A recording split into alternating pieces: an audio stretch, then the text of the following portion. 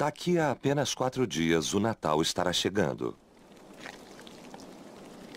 Todos os dias, ao amanhecer, a geada anuncia a chegada do inverno no interior da Península Ibérica e mata os cogumelos de outono.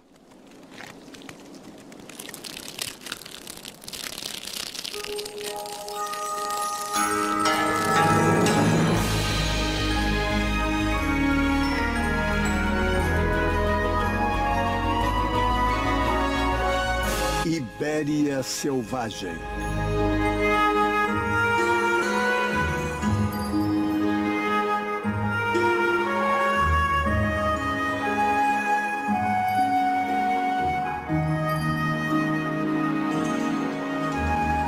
A vida adormeceu nas árvores da Espanha e de Portugal por causa do frio. Nós passamos dos tons das folhas ocre do outono para o cinza dos ramos e o céu cor de chumbo.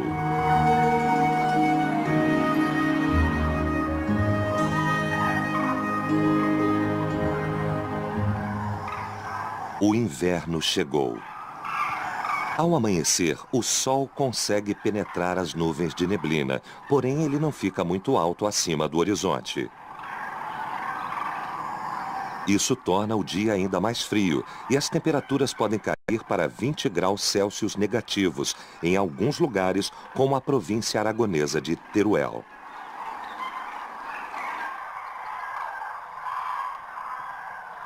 Em dezembro de 1963, a temperatura chegou a 30 graus Celsius negativos.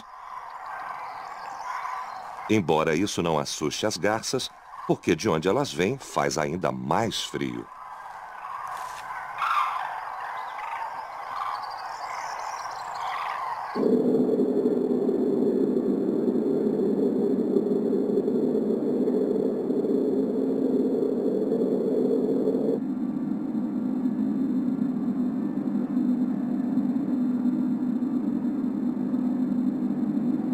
As montanhas que rodeiam a grande cidade de Madrid também despertam sob um manto de geada.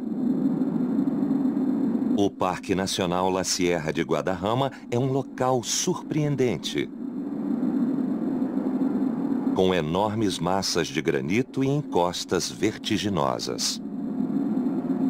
É difícil caminhar sobre as formações rochosas conhecidas como La Pedriza, e ninguém consegue correr sobre elas. Exceto o ibex ibérico, que se protege dos predadores fugindo para as rochas mais altas. A partir de novembro, a queda na temperatura leva os machos a descer dos picos das montanhas, a uma altitude de 2.000 metros.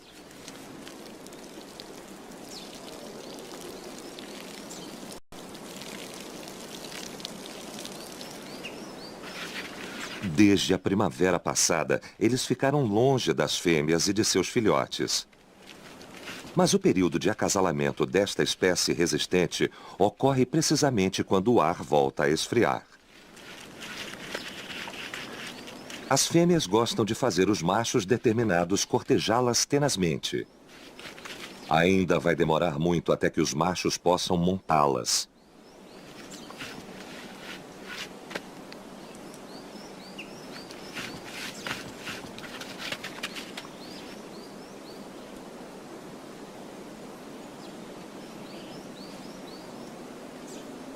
O que o macho faz com a língua enquanto tenta convencê-la pode parecer estranho, mas isso é para que ele possa usar os órgãos dos sentidos na boca para analisar os feromônios que indicam em que estágio da ovulação cada fêmea está.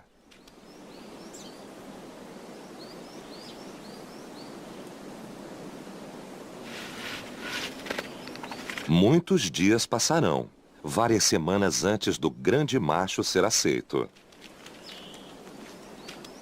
É essencial que a produção de seus hormônios sexuais seja sincronizada.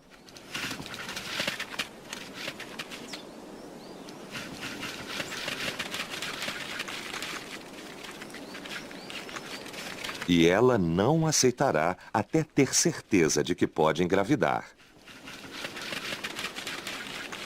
Parece que ainda é cedo demais para ela.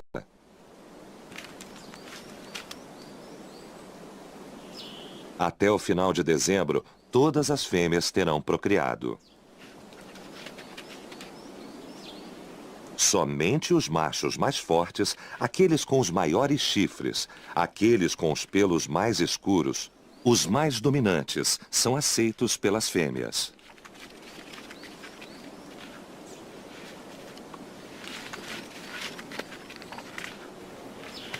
O processo de seleção natural do ibex ibérico inclui um dos mais explosivos e perigosos combates do reino animal.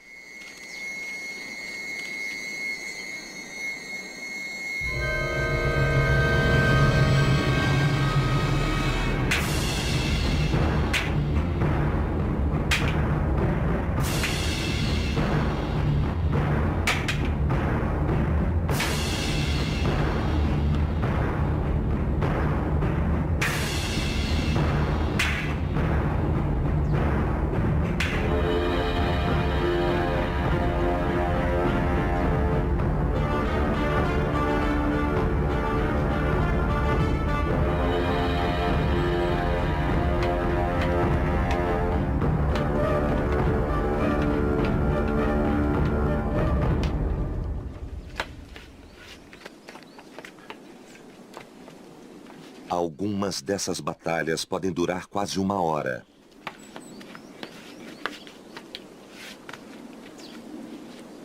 E o mais curioso é que aqueles que lutam, na verdade, são candidatos a machos alfa. Dessa forma, o ibex ibérico evita de ter que enfrentar vários jovens machos, um após o outro, o que poderia resultar em exaustão e ameaçar seu direito à reprodução.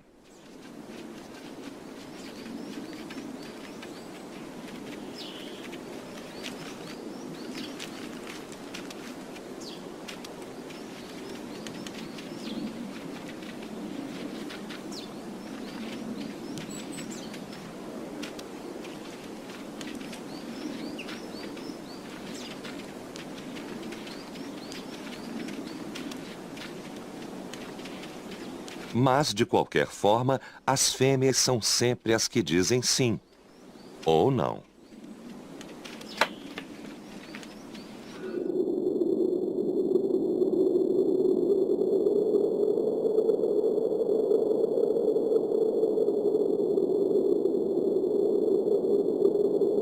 Nos Pirineus, o inverno é sempre com muita neve congelante. Mas o sangue dos corvos está sempre fervendo no final de janeiro, numa altitude de mais de 3.000 metros. Os corvos escolheram voar sobre os picos onde mais venta hoje, porque é hora de mostrar ao restante quem é o melhor.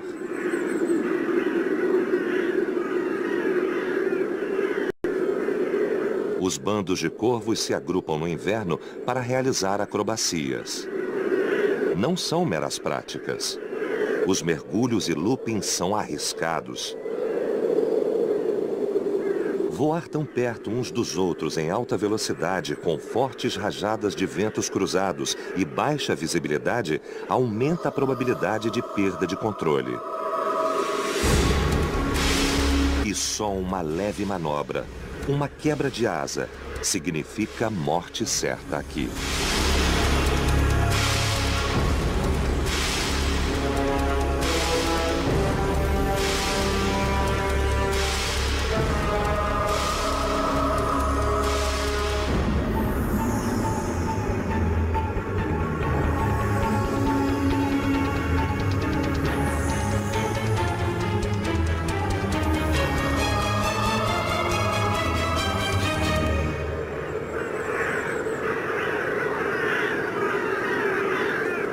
Não há dúvida que a capacidade intelectual dessas aves lhe permite apreciar esse jogo.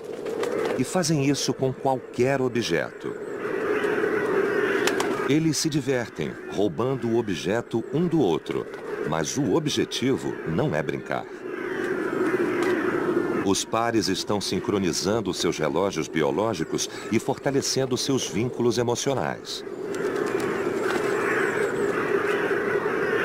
Quase todos vão acabar por encontrar um companheiro, embora não estejam procurando o pássaro melhor ou o mais forte ou o mais corajoso, mas sim afinidade. A ave com que melhor se dá bem.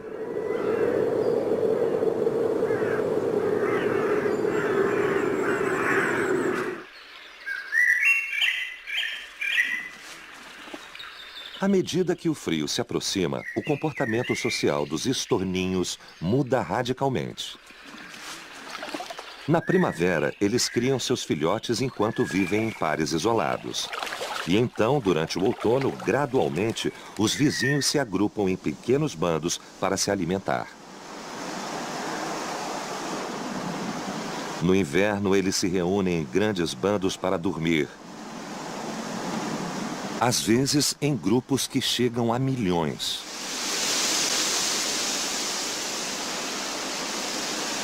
A ideia é que os estorninhos mais jovens ocupem as áreas externas do perímetro do bando, que é a área mais perigosa, porque é onde os predadores atacam.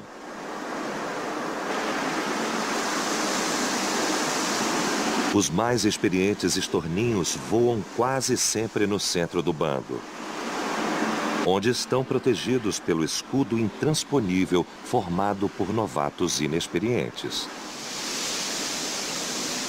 Em troca de arriscar suas vidas, esses jovens estorninhos aprendem a voar melhor e, acima de tudo, onde eles têm que procurar comida e abrigo ao anoitecer.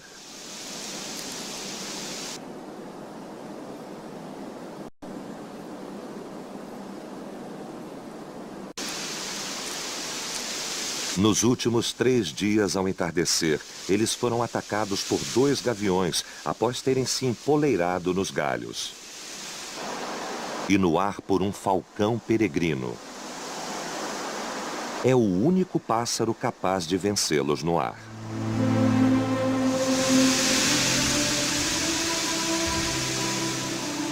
Mas 3 vítimas em um dia, entre uma população de 3 milhões, não é uma perda significativa. Além disso, estatisticamente, eles devem ter sido os indivíduos que não souberam voar em sincronia, na fração de segundo dos outros membros do bando.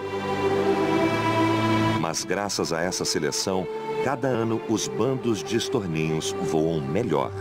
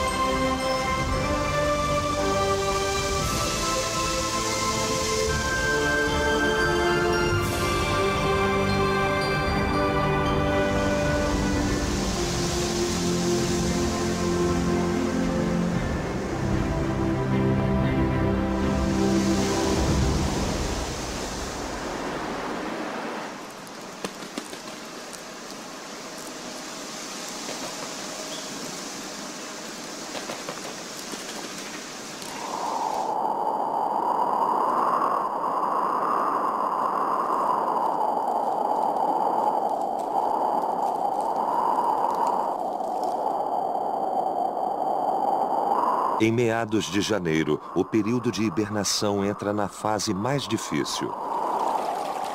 Debaixo do solo, enterrados em troncos ou submersos na água congelante, muitos seres vivos aguardam, com suas vidas temporariamente em espera. Um bom número deles nunca mais despertará de novo.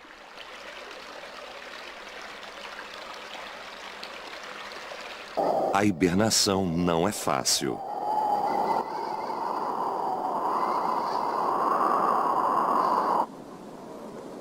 A rã mais comum da Península Ibérica, a rã parasis, é um dos anfíbios mais bem preparados para resistir a baixas temperaturas, até congelantes.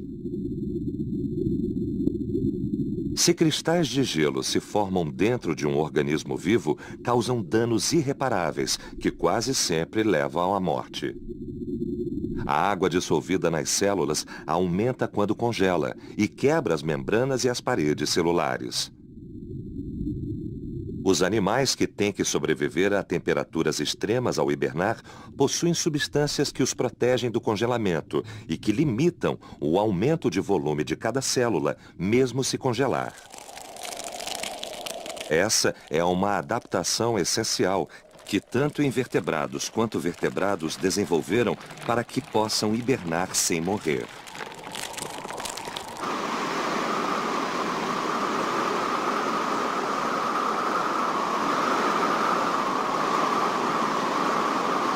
A hibernação é uma excelente estratégia. Um processo para se isolar do severo clima continental ou do frio nas montanhas altas, que impede muitos animais de conseguir alimento ou até mesmo digeri-lo. É eficaz porque o frio mantém a temperatura do corpo do animal muito baixa enquanto dorme e assim minimiza o consumo de energia a praticamente zero.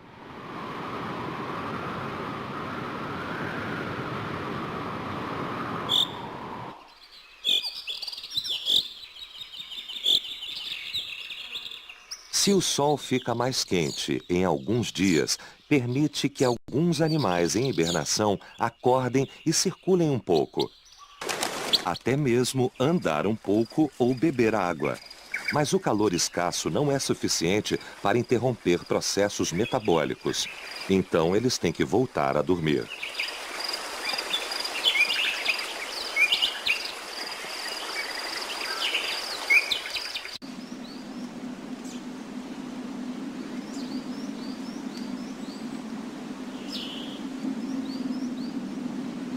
Aves não conseguem hibernar. Além disso, no sudoeste da península, perto da fronteira entre Espanha e Portugal, fica frio, mas não muito.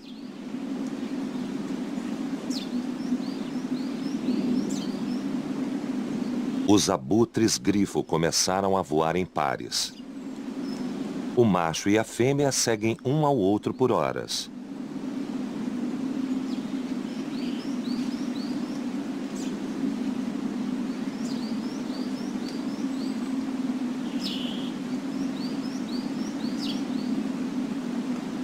Quando fazem uma pausa, experimentam pedras diferentes para escolher qual servirá melhor como plataforma para seu futuro ninho.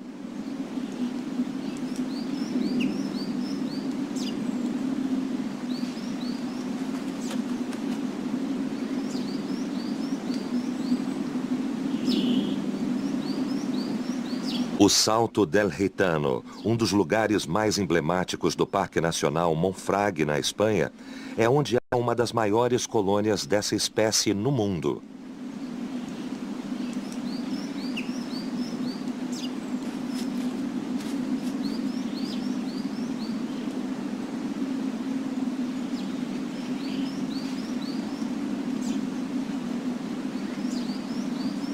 A população de abutres grifo estava diminuindo até poucas décadas, mas agora eles estão se recuperando e trazendo equilíbrio de volta à zona rural.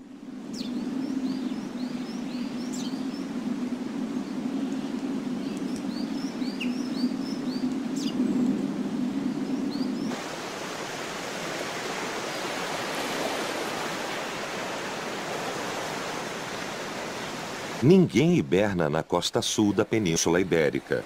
Aqui, durante o pior período do ano, o céu fica um pouco nublado e a maior parte da temperatura cai para 5 ou 10 graus Celsius. Mas o clima não chega a ficar frio.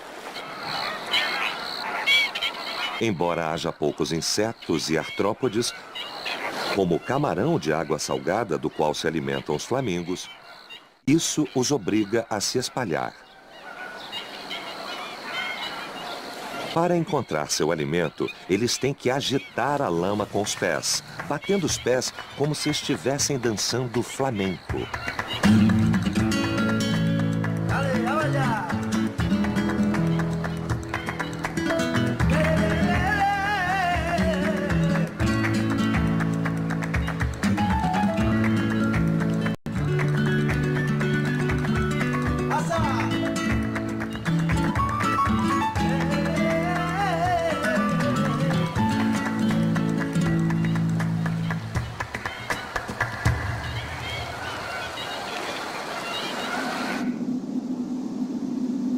Os ventos sudoeste ajudam os flamingos a voarem para casa novamente e também varrem bastante areia africana para as zonas úmidas de Donyana, criando um ecossistema de dunas de areia muito raro.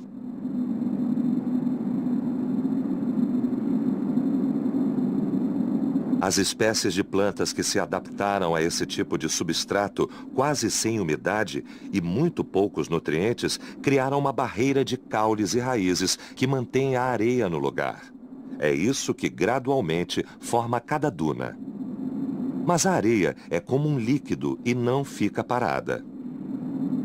Dunas se movem. Nada pode impedir que elas avancem completamente. Há velocidades que variam de 3 a 6 metros por ano.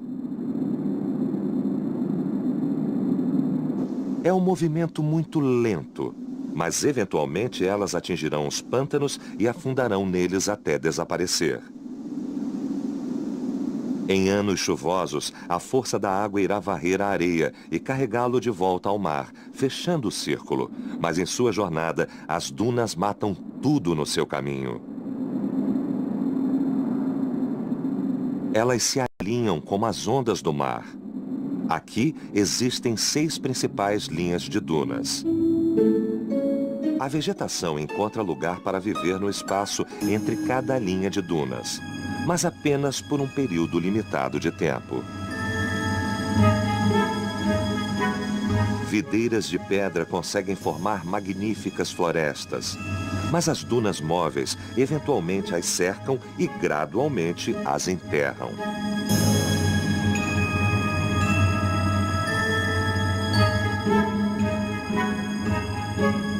Ou quase totalmente. De vez em quando, um pinheiro brota em certo ponto, ou cresce um pouco mais rápido e mais alto que o resto. Ele não é sufocado até a morte, porque a areia não consegue cobri-lo completamente. Esse é uma exceção. Testemunha da passagem das dunas e talvez o futuro de uma nova espécie de pinheiros de pedra. Pântanos e charcos são ecossistemas onde a biodiversidade se concentra. Isso é especialmente evidente em relação às aves aquáticas. Há vários tipos de aves aquáticas aqui e uma grande variedade de espécies de aves aquáticas. E se existem aves, existem peixes e invertebrados e vegetação e predadores. O papel desses valiosos habitats úmidos é crucial. Os pântanos de Santônia, a foz do rio Tejo, o delta do rio Ebro, as zonas úmidas de Donyana ou Daimiel. Talvez sejam os mais importantes tanto para espécies nativas e espécies migratórias, que usam esses locais para descansar e se alimentar em suas jornadas. Certas espécies de patos até passam toda a estação aqui, quando o clima em seus países de origem é inóspito. O número de aves que passam o inverno na Península Ibérica é enorme. Embora nessa época do ano não serem visíveis todos os dias. Frequentemente o mau tempo as obriga a procurar abrigo entre as canas e juncos, e a paisagem parece vazia.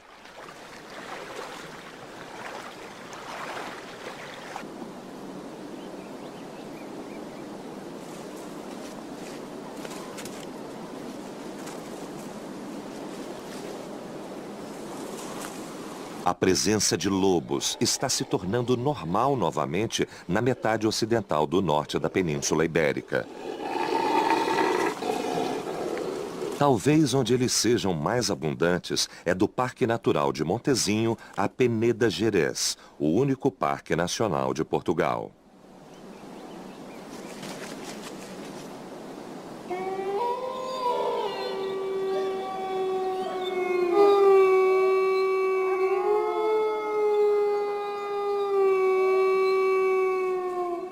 Todos os dias, essas populações cruzam a fronteira entre Espanha e Portugal, indo para a Cordilheira Sierra de la Culebra, chegando até os platôs da Galícia, cruzando e fortalecendo seus genes e suas linhas de sangue. A proteção dessas terras está provando ser bem-sucedida e um ecossistema onde um predador do topo da cadeia pode se reproduzir é um ecossistema saudável.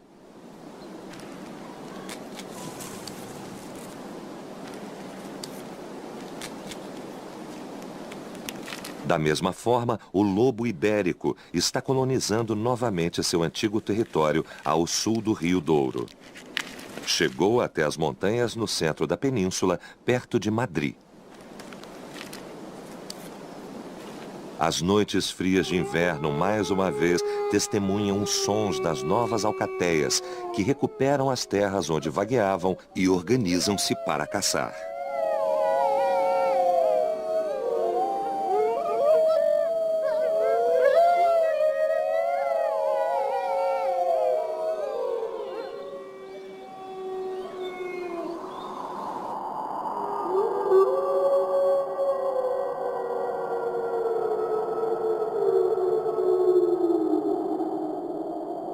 Apesar de ser quase março, ontem à noite foi a noite mais fria do ano nas florestas de Montseny, na região montanhosa central, a uma altitude de quase 2.000 metros.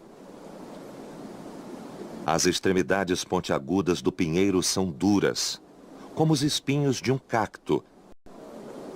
E as folhas dessas árvores podem suportar tanto calor quanto frio. Na verdade, quase tudo nessa terra de extremos está preparado para sobreviver a temperaturas que variam de menos 20 graus Celsius agora a mais de 30 graus no verão.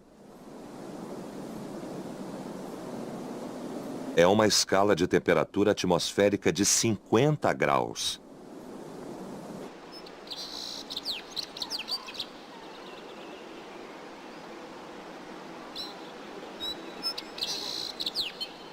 ...150 quilômetros mais ao sul, onde voa o corvo em Cabaneiros, a terra também sofreu uma geada forte. O frio tira a vida de muitos animais aqui. Esse veado vermelho não suportou. Mas também favorece a seleção natural dos indivíduos melhores adaptados. Essa raposa está tirando proveito das oportunidades que a sorte ofereceu. Raposas são caçadoras, mas quase todos os predadores não rejeitam uma boa carniça.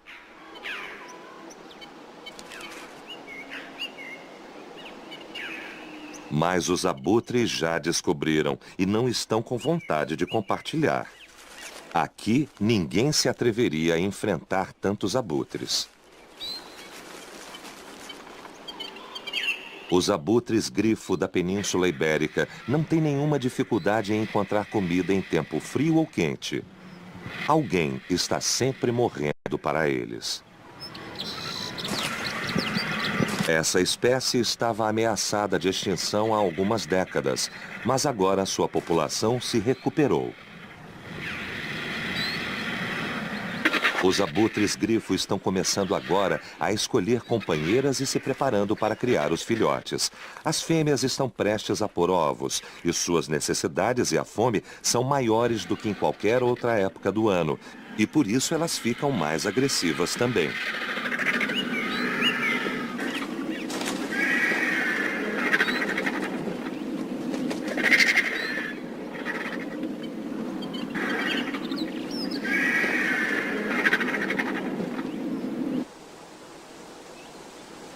A águia coruja euroasiática cria os seus filhotes no frio extremo, ainda mais cedo do que os abutres. Esses filhotes nasceram há algumas semanas, mas alguns rompem as cascas em janeiro. Roedores, coelhos e até mesmo raposas e ocasionalmente milhafres são presas que estão sempre presentes nos ninhos de uma das maiores aves noturnas do mundo. Corujas, como todos os predadores, ajudam a manter a herança genética de suas presas saudável e equilibrada. Elas caçam à noite, aproveitando ao máximo as oportunidades que percebem com seus olhos penetrantes, quando ninguém consegue ver nada.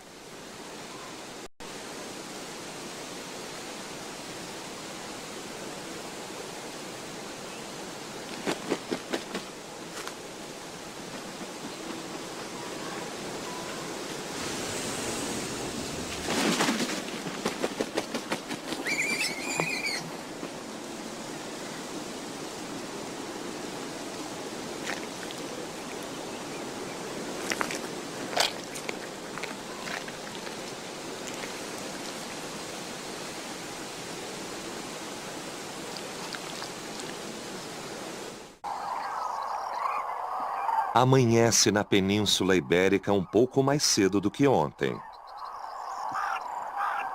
Ao sul de Aragão, dezenas de milhares de garças, assim como gansos, ficam escondidos na água durante a noite, onde acreditam que não serão atacados por carnívoros.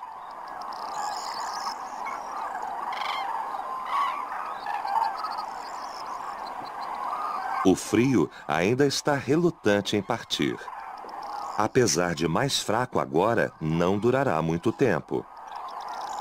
O equinócio de março está próximo e as garças estão esperando por um sinal térmico para começar a viagem para casa. Mas o sinal ainda não apareceu.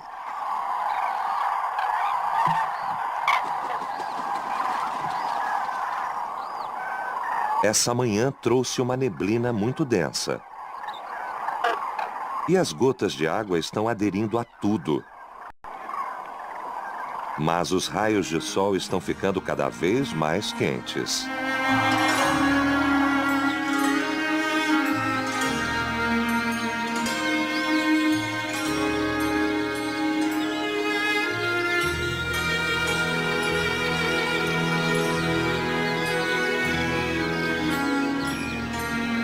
As noites estão ficando mais curtas e o frio menos intenso. Hoje, a água não congelou como congelava em muitos rios e lagos no interior da Península Ibérica. No inverno, a radiação do nevoeiro é produzida pelo calor desprendido pelo solo e água durante a noite. E sobe na forma de minúsculas partículas de água que permanecem suspensas no ar. No crepúsculo, entre a escuridão e o dia, uma luz tênue envolve o vapor d'água antes da luz do sol tornar possível perceber tudo e todos.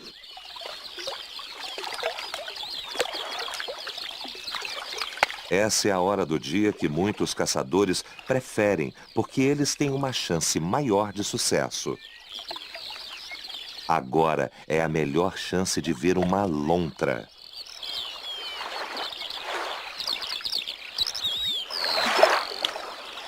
Os esforços conservacionistas da Espanha e de Portugal, cujo objetivo era melhorar as condições dos rios e lagos, permitiu que essa espécie emblemática proliferasse novamente. Da Galícia à Andaluzia e do Alentejo aos Pirineus, onde houver lagostins, peixes e anfíbios.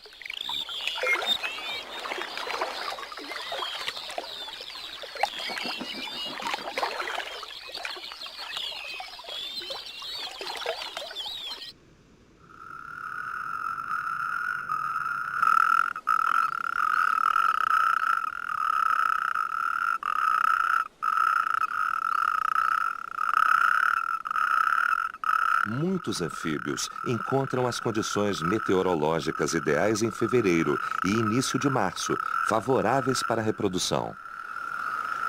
Mas nessas terras, mesmo no inverno, há dias mais amenos, o que permite que o sapo corredor, entre outros sapos, comece a coachar.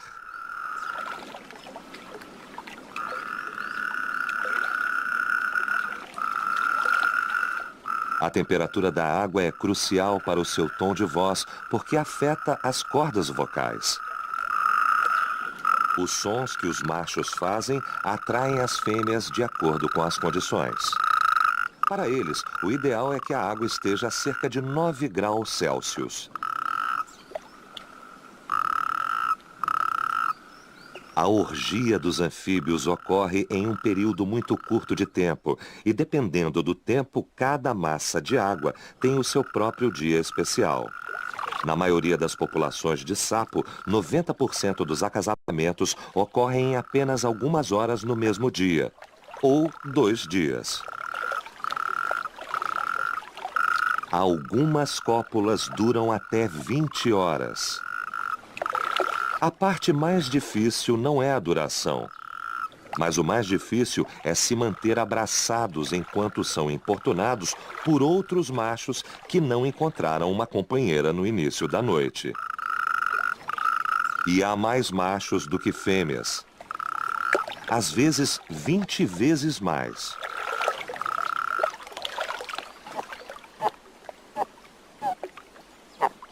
Muitos deles nunca irão reproduzir.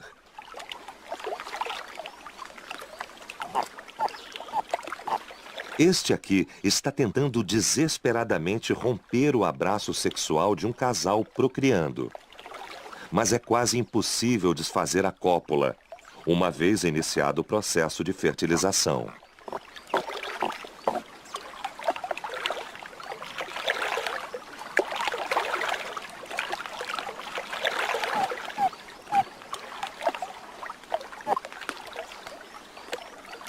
Seria preciso quebrar os braços do macho que legitimamente conquistou o direito de procriar.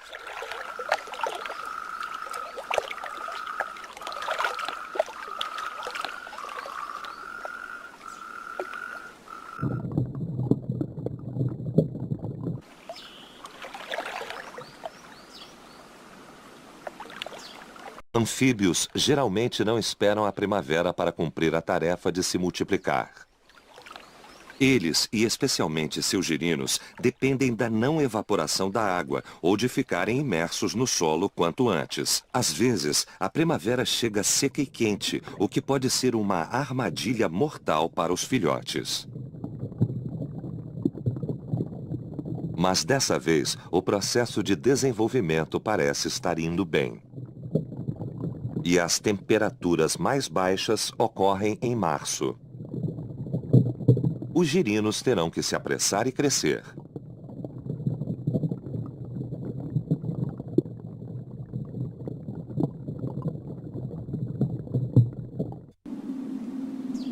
Os abutres grifo nas cordilheiras ao sul de Gatorla até Sierra Morena e também no Parque Nacional de Monfragüe notaram as mudanças no ar. Seus hormônios já estão agindo. Os melhores ninhos escondidos, os em melhores lugares, os em pontos mais planos, os em penhascos mais íngremes ou os ninhos mais fáceis de alcançar são ferozmente defendidos.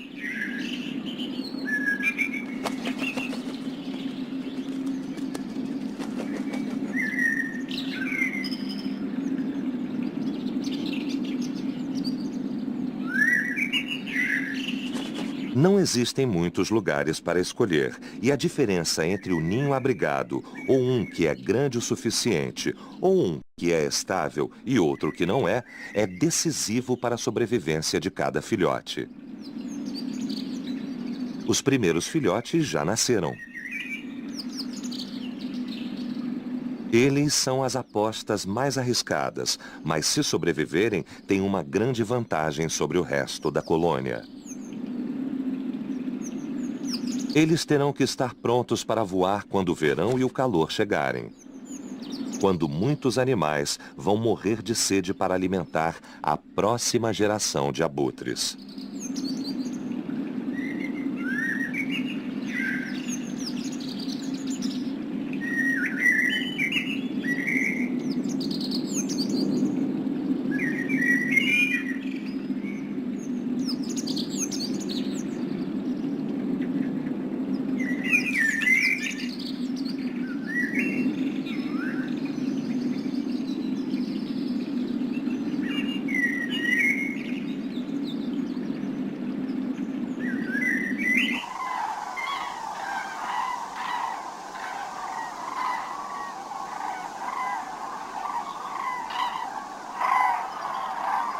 O gelo, que tantas vezes impossibilitou as garças de matar a sede, está mais fino agora. Esse é outro sinal de que tudo em breve mudará. Essas garças procriam no norte da Suécia até a Rússia, de onde vêm no outono e para onde terão que retornar para fazer os ninhos.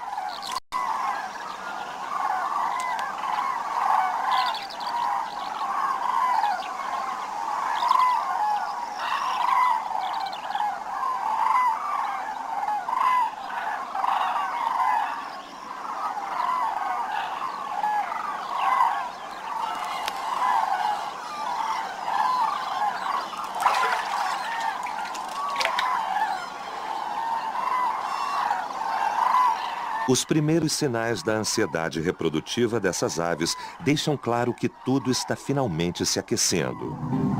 Algumas parecem estar loucamente felizes. Seus rituais de danças formam os primeiros pares de acasalamento. Elas podem fazer a viagem de volta juntas. Mas por precaução, é uma boa ideia se conhecer melhor pouco a pouco, porque quando a primavera chegar, será a hora de eles partirem.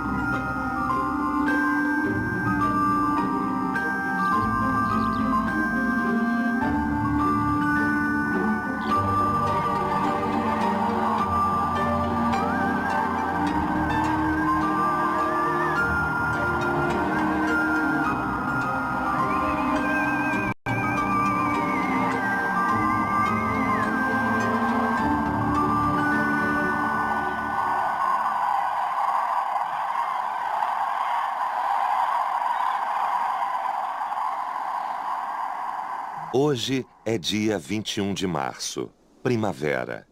Nenhuma garça ficou. Teoricamente, os próximos meses serão agitados. Mudança de tempo, comportamento imprevisível, urgência para nascer, para comer, para sobreviver. É o início de um novo ciclo que começa quando o reino vegetal e suas flores despertam. É época de procriação, riscos e começar de novo.